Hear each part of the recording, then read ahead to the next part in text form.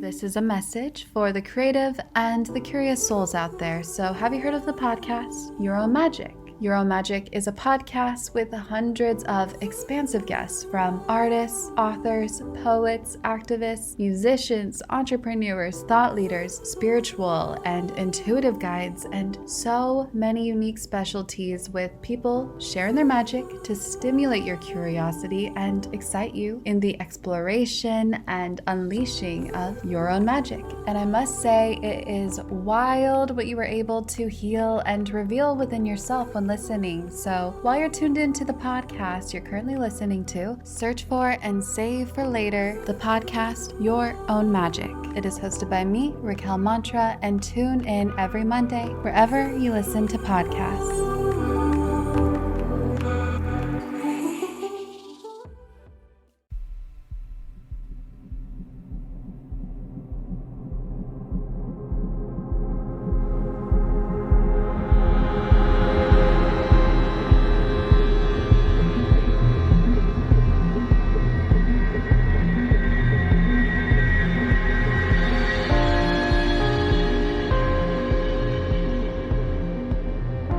Hello and welcome to episode 172 of Real Life Ghost Stories.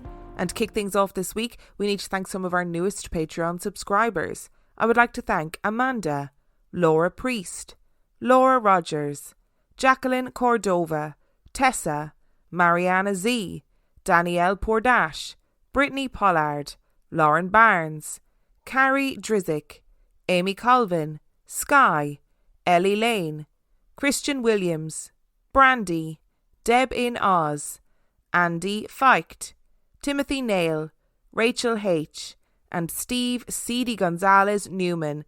Thank you so much for subscribing to the Patreon. I love you and appreciate you every single day. And I just also wanted to thank you all for voting for Real Life Ghost Stories at the Irish Podcast Awards. Real Life Ghost Stories came third. We got bronze in the Listener's Choice Award, which was super exciting. I was so unbelievably delighted. You guys have absolutely played a blinder this year with voting for Real Life Ghost Stories and things. And I know it is a pain. I understand it's a pain to vote for things and you kind of go, oh yeah, I'll do it later, and then you forget. And all of those things happen. So thank you all so much for voting. Real Life Ghost Stories came third in both the British and Irish Podcast Awards this year in the Listener's Choice Awards. So thank you. I cannot thank you enough. You are all wonderful. You're amazing. I love you all. Thank you. I wish I could thank you all personally, but I can't. But yeah, I'm just really happy. Thank you so much. And our film review this week. Our film review is The Perfection. The Perfection is 6.2 out of 10 on IMDb and 71% on Rotten Tomatoes.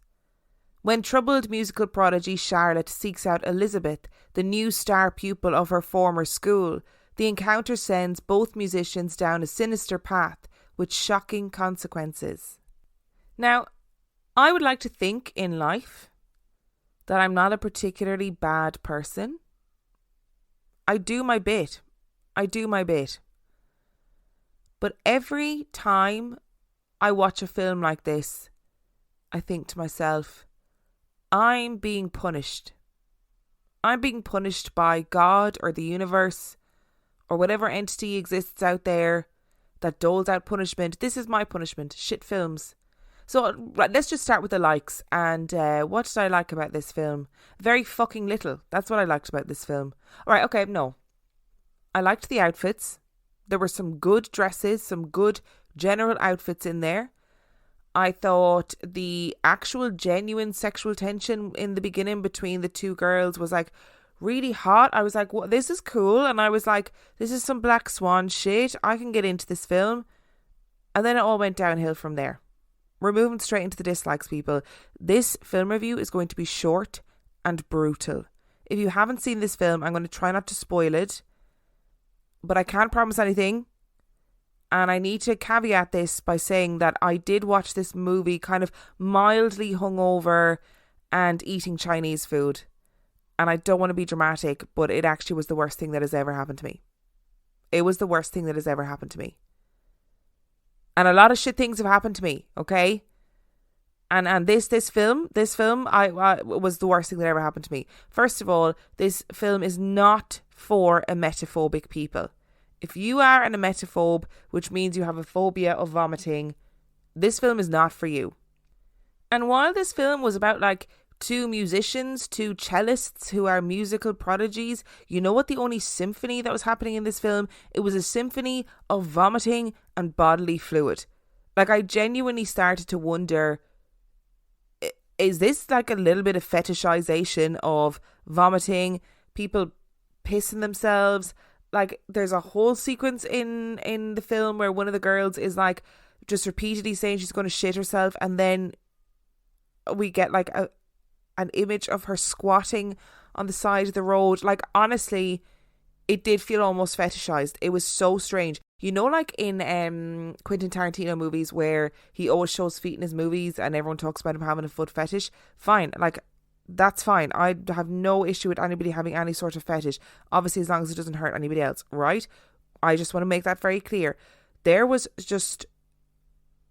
this movie had a lot of stuff in it that made me very queasy and uncomfortable. And when I was eating my Chinese takeaway and feeling mildly hungover and feeling very sorry for myself, in general, this movie was not it. It was not the go-to.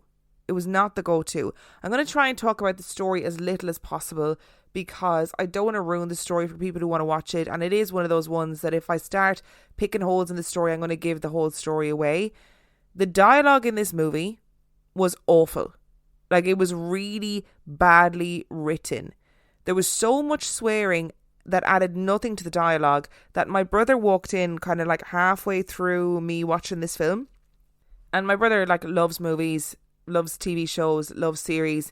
And I explained to him what was going on, and then we started watching the film together. I can't tell you the amount of times I was going, John, why are we watching this? What is happening? This is terrible. And he was the one that pointed out to me, he's like, why is there so much swearing in this film? Like, it's really unnecessary.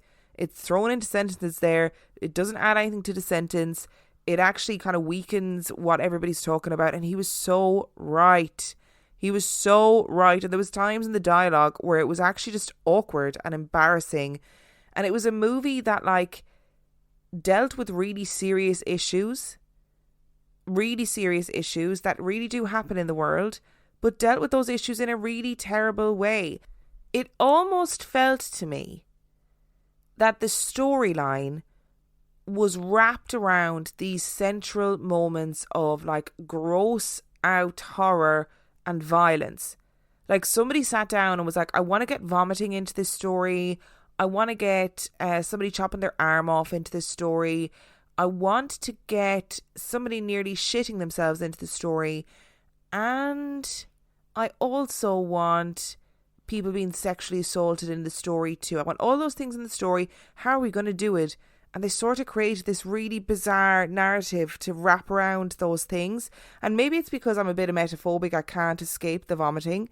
I just can't get over it. But I really didn't enjoy the story. I thought it was a story that needed to be told, but could have been told in a very different way. I thought the dialogue was awful. I didn't particularly even like the acting, even though I like the actors that were in it. By the end of the movie, I kind of just wanted to beat everybody up. Like, I don't know how else to say it. I just wanted to beat everybody up. I don't know what that says about me. I don't know what it says about the person that I am. Maybe I'm just a terrible person. But maybe people just need to write better movies, okay? Maybe they just need to write better movies. Oh, I can't believe how much I hated this film. I want that time back. I want that time back. When you're slightly hungover and eating Chinese food, your time is precious. You want to be watching something good on TV or something that is mindless but entertaining. I do not want to be watching bodily fluids and sexual assault. I just don't want to be watching it, okay? This film was meant to be about girls who are musical prodigies, okay? I want to watch good cello recitals. That's what I want to watch. And don't talk to me about the cello recital that was at the end of this film. It was fucking weird. It was weird. When this film was over, my brother actually said to me, I want you to pay me for watching the end of that film. I want you to pay me for it. And actually, I don't think your job pays enough for you to watch films like that. Those are the two things he said. And then he also said, do you want me to contribute to your film review? Because I've got 3 words for it. It was shite. And he wasn't wrong. It's a 1 star for me. Sorry to all those people who loved it. I really didn't get it. Didn't like it. It's 1 stars for the perfection. Today's episode is sponsored by HelloFresh.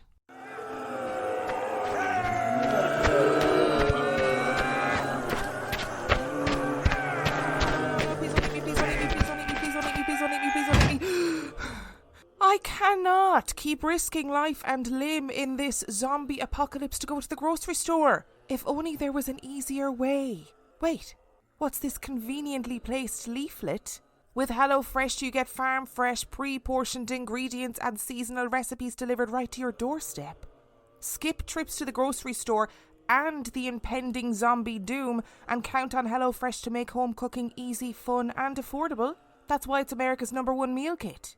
You know what'll really take your mind off the flesh-hungry horde? Fast and fresh recipes. HelloFresh's latest line of meals featuring robust flavours and filling portions are ready in less than 15 minutes. Enjoy taste and quality done quick with recipes like falafel power bowls, seared steak and potatoes with béarnaise sauce, or Southwest pork and bean burritos. And let's face it, in the zombie apocalypse, we gotta cook smart and we gotta cook fast. And you know what? We don't all want to be out there fighting our way to the store, so you can stock up on snacks, sides, desserts and more at HelloFresh Market. Simply add these staples and sweets to your weekly order and they'll arrive on your doorstep along with your meals. More yummy food, less mortal peril. Fictional zombie apocalypse aside, I have actually used HelloFresh in real life for years and I love it. I used them long before I ever advertised for them. It saved me so much time, so much money and so much food waste. I'm also not a very good cook, so it allows me to cook and eat better. Go to hellofresh.com/reallifeghoststories22 and use the code reallifeghoststories22 for 22 free meals plus free shipping. That's hellofresh.com/reallifeghoststories22 and use code reallifeghoststories22 for 22 free meals plus free shipping. Oh no, what is that? Oh no, it was meant to be fictional. It wasn't meant to be real. Which brings us to our story this week. And our story this week does not centre around cello players. It does not centre around bodily fluids, you'll be glad to know. But it is a story that is kind of one of the lesser known stories. But it is a story that was really, really important in the paranormal circles for a very long time and kind of still is today. So let's get straight into it. Is there anything better and more comforting than a grilled cheese sandwich? Or, as we call it, a toasted cheese sandwich? Well, yes, there is. A grilled cheese sandwich that's worth $28,000. It was 1994 and Diana Dizer had made herself a cheese toastie. She took a single bite and then placed the sandwich into a clear plastic bag and put it on her nightstand. For 10 years it sat there, and every night Diana would take the sandwich and gaze at it lovingly through the clear plastic case. Every night she would tenderly stroke the sandwich before placing it back on her nightstand and thanked God for the blessing of the grilled cheese. She believed that the sandwich brought her years of good luck, joy, and it protected her from harm. This cheese toastie brought good fortune of biblical proportions. It wasn't just a grilled cheese sandwich. It was a message from God. After Diana had taken the first bite of that sandwich, she noticed something amazing, something beautiful. There, in the browned surface of the toasted bread, was the image of the Virgin Mary. Why the Virgin Mary would choose to make herself known in the form of a grilled cheese sandwich is unknown. Somewhat strangely, in the 10 years that the Virgin Mary grilled cheese was on her nightstand, the sandwich never decomposed or grew mould. It remained in perfect condition. Although I'm not sure I would have risked a bite after that length of time for fear of both food poisoning or the wrath of God. In November 2004, the sandwich was posted on eBay for auction. No one knows why Diana decided it was time to sell the divine snack. Perhaps she felt that the good fortune it brought needed to be shared, but whatever the reason, eBay initially removed the listing from the website, claiming that joke adverts would not be tolerated. Somehow, Diana managed to convince eBay that her listing was entirely in earnest. And in all, the listing was viewed over 1 million times and was bought by an online casino for $28,000. Pareidolia is a phenomenon that is discussed all the time in paranormal circles. It is a psychological phenomenon in which our brain finds familiar patterns in random data. The Virgin Mary in the toast is a famous example. A predisposition towards Catholic depictions of the Virgin Mary caused Diana Dicer to see the shape of her face in the brown markings on a piece of toast. It's the same phenomenon that causes us to see faces in the clouds or the man in the moon. We're genetically predisposed to look for patterns. It's an evolutionary quirk which was instrumental in our survival.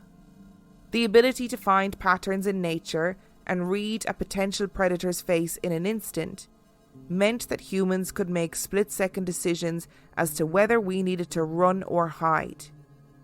Today, pareidolia is not necessarily keeping us alive with the same urgency, but it is still an evident phenomenon in our day-to-day life. And every so often, stories of pareidolia make the headlines. Generally, it's reported in a satirical way, but sometimes when faces appear where they shouldn't appear, the cries of pareidolia are quickly dampened. Belmez is beautiful.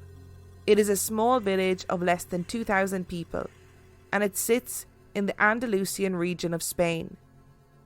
Andalusia has the Mediterranean border to the south and a Portuguese border to the west, and it is a place that is rich in history. Life moves slowly in Belmez, and it is an unremarkable and quiet place, albeit picturesque and beautiful. Our story begins on August the 23rd, 1971, and it was a normal day for Maria Gomez Camara. She had lived in Belmez her whole life, and now she lived happily with her husband Juan and his son Miguel. The Monday morning started out the same as any other Monday. It was hot, and Maria busied herself around the kitchen, preparing the food for the day and sweeping the concrete floors.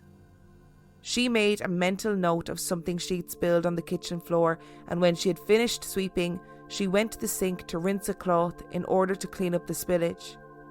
She rinsed it and dropped to her knees to clean up the stain, letting a breath puff from her lips as she felt the familiar twinge of pain in her knees.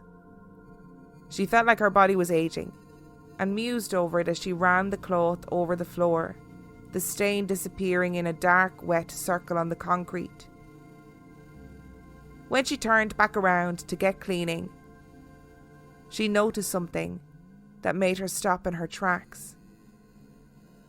She returned to the stain, her head cocked to one side and her face scrunched up in concentration. She took one step backwards, dropped the cloth into the sink, and left. When Maria returned, she had brought Juan and Miguel with her, determined that they needed to bear witness to what was happening in her kitchen. When Maria had first scrubbed the stain away, she thought nothing of it. But when she returned, the water had dried. The stain had returned, and this time, as she looked at it, she saw something unmistakable. It was a face. A man's face, with open eyes and an open mouth and long dark lines on its face like whiskers. Maria, Juan and Miguel stood around the stain and studied it. Maria washed the stain away, scrubbing it, and the three sat on chairs in the kitchen waiting for the floor to dry. And as it did, the unmistakable features of a man's face reappeared, except this time they seemed to have shifted slightly. Were the eyes now in a different position, searching for the inhabitants of the house? Maria pleaded with her husband and her son to get rid of it. Whatever it was, it hadn't been there yesterday, and it was a face, a human face, somehow stained into the cold, grey concrete. Juan and Miguel did not need convincing. The whole episode was bizarre, and they dutifully grabbed 2 pickaxes and returned to the kitchen. Together they swung their picks into the floor, and the face slowly disappeared into a mess of cracks and rubble. and when they were finished, they removed what had been displaced, mixed up some new concrete, and poured it into the hole that had been left. Not much really happened in Belmez, and word had spread very quickly that Maria Gomez had a face in her floor. In a town of around 1,500 people, one person's news is everyone's news, and people were already curious as to what this might mean. As the new concrete dried on the floor of the small house, everything was quiet for about a week, and the family put the incident down to a strange occurrence and tried to forget about it. But it soon became clear that the problem had not gone away. A new face had emerged, but this time, slightly different and in a different position. Now the news was bubbling through the town, and the mayor visited the house. He surveyed the scene and spoke with the family about their experiences.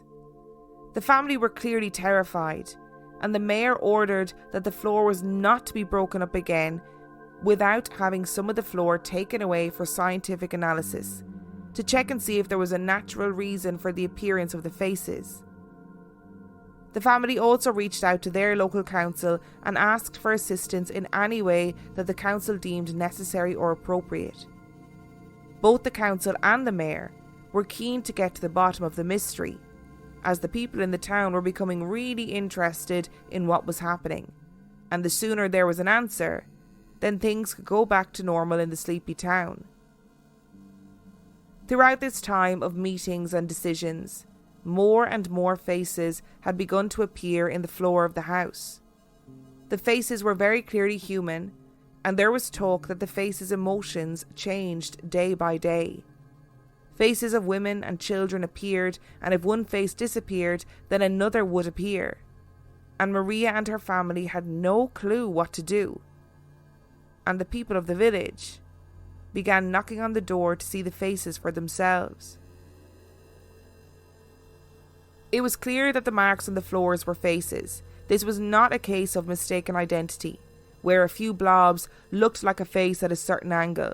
These were very clearly human faces. In the meantime, the council had decided to rip up the floor and see what was underneath. And what was underneath the floor shocked the community and set the rumour mill whirling. 10 feet under the floor were several skeletons. The house had been built on a medieval graveyard, and some of the skeletons dated back to the 13th century. And some were buried without their heads. The decision was made to remove the skeletons to give them a proper Catholic burial in a nearby graveyard. The event was declared to be the most important paranormal occurrence in the 20th century by Dr. Hans Bender, a prominent parapsychologist, and the samples of the floor were sent to the Instituto de Ceramica y Vidrio, who found absolutely no evidence of any pigment or dyes that could have been used to create the faces. After the skeletal remains were removed and the cement floor was redone, the family believed that their ordeal was over. It wasn't. A few weeks later, the faces began to appear again.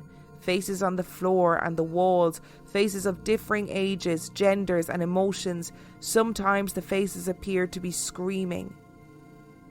As word of the strange events spread, the phenomenon was reported in news outlets, and people flocked to see the Belmez faces.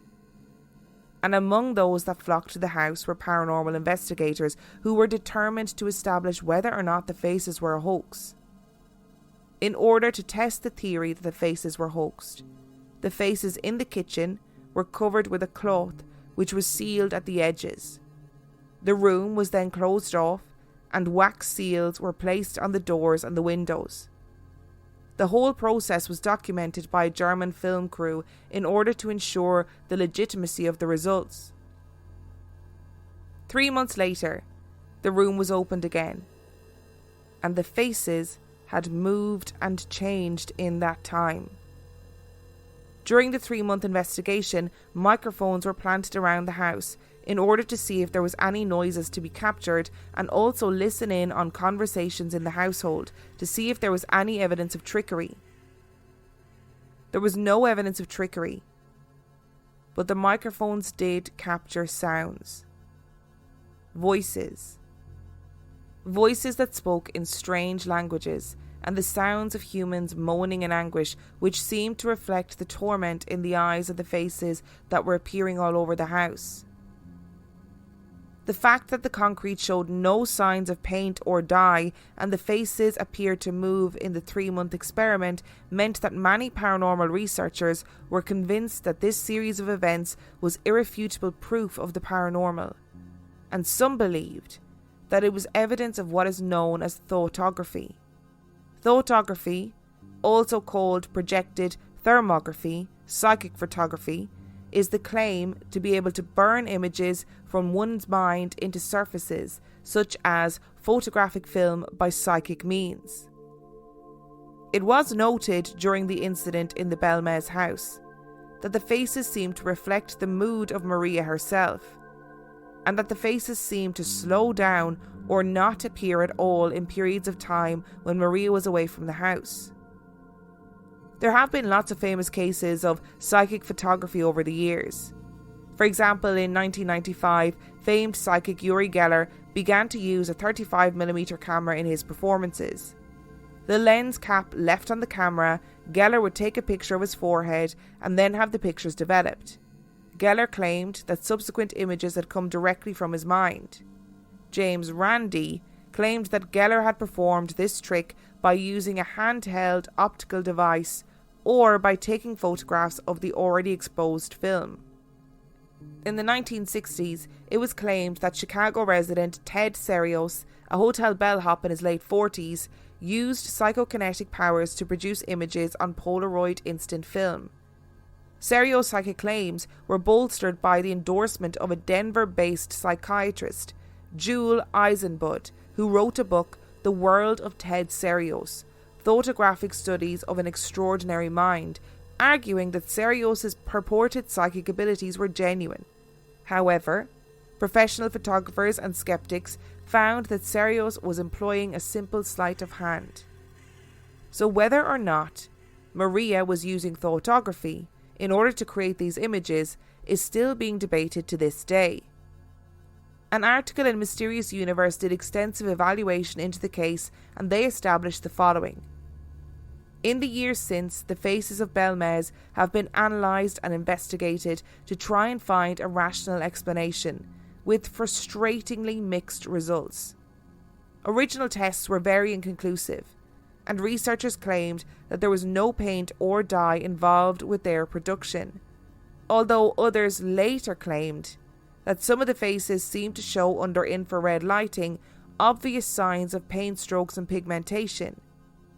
Some analysis said there was pigmentation compound present, whereas others found no such evidence of tampering, making it all rather inconsistent and muddying the waters.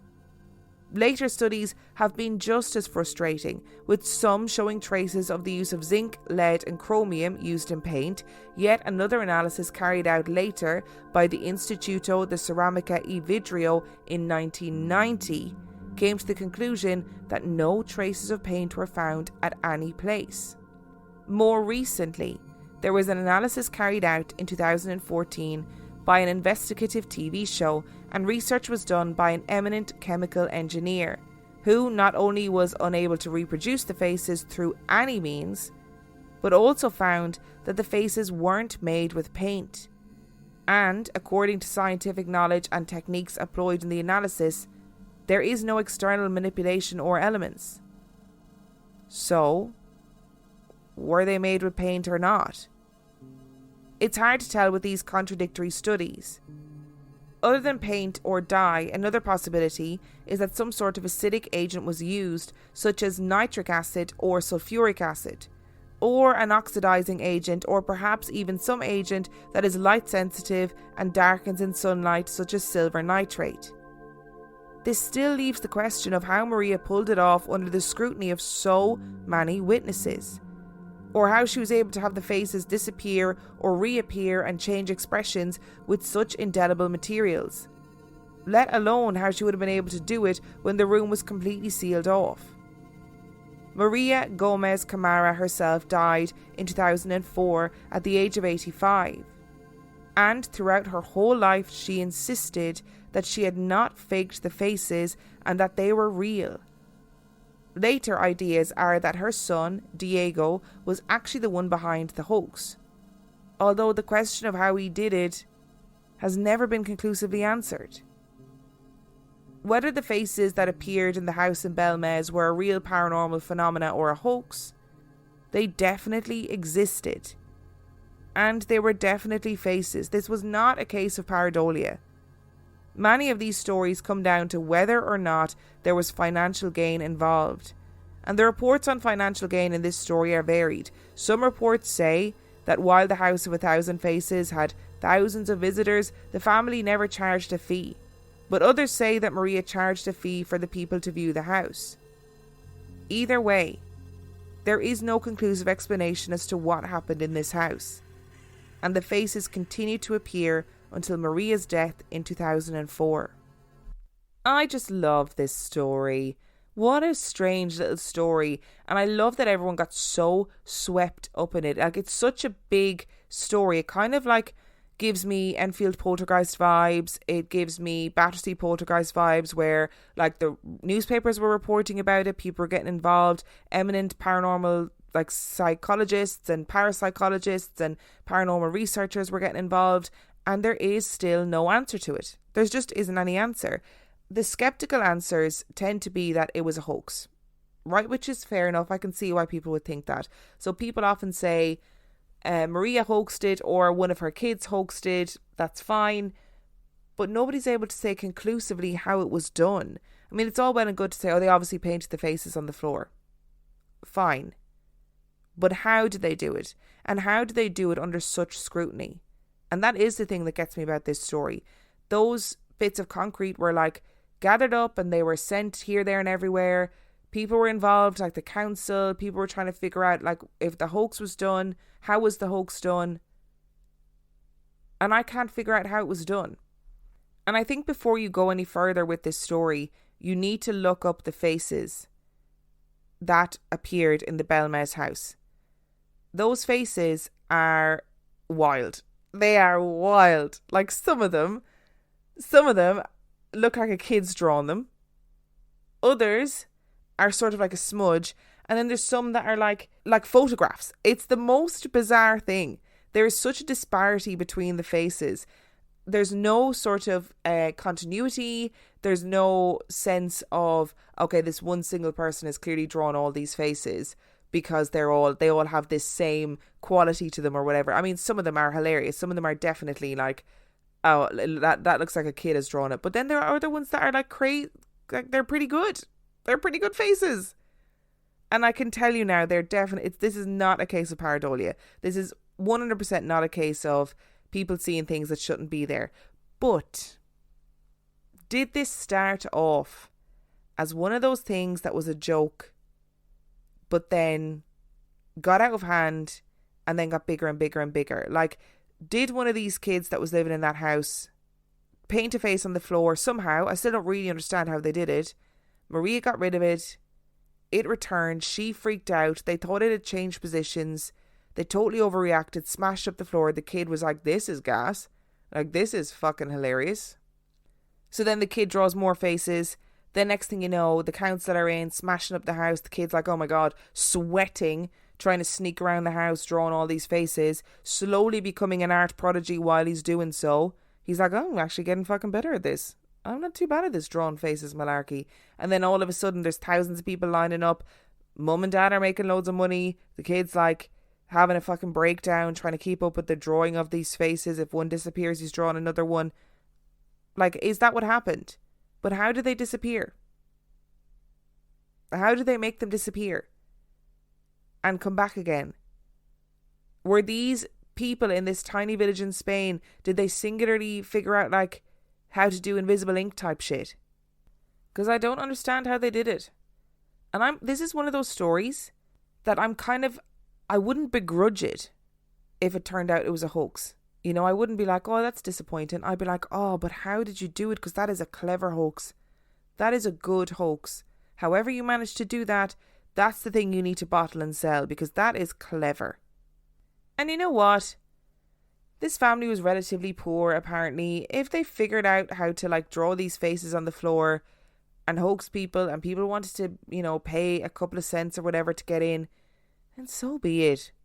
Like, good on them. Fair play to them.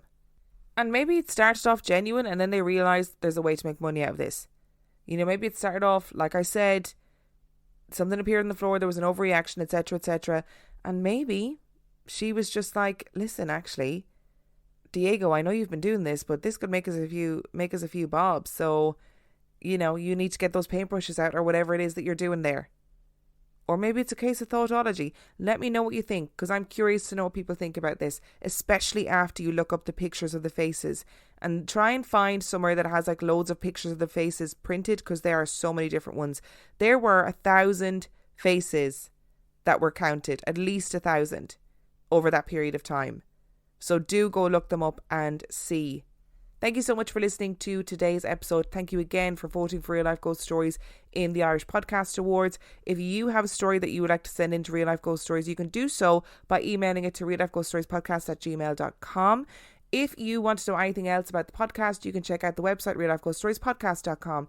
And if you are desperate for extra content, you can access tons of extra spooky content over on Patreon for $5 a month or $2 a month, and it is patreon.com/Real Life Ghost Stories. Thank you so much for listening, and I will see you next time.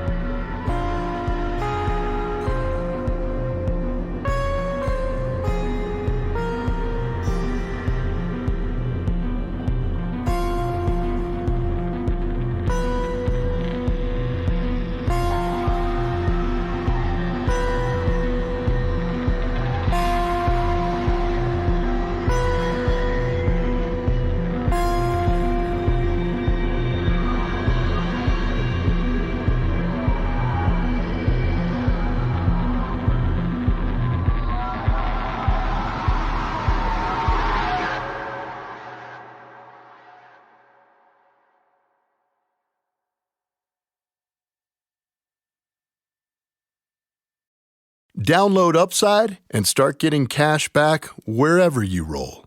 It's like having your own hype man.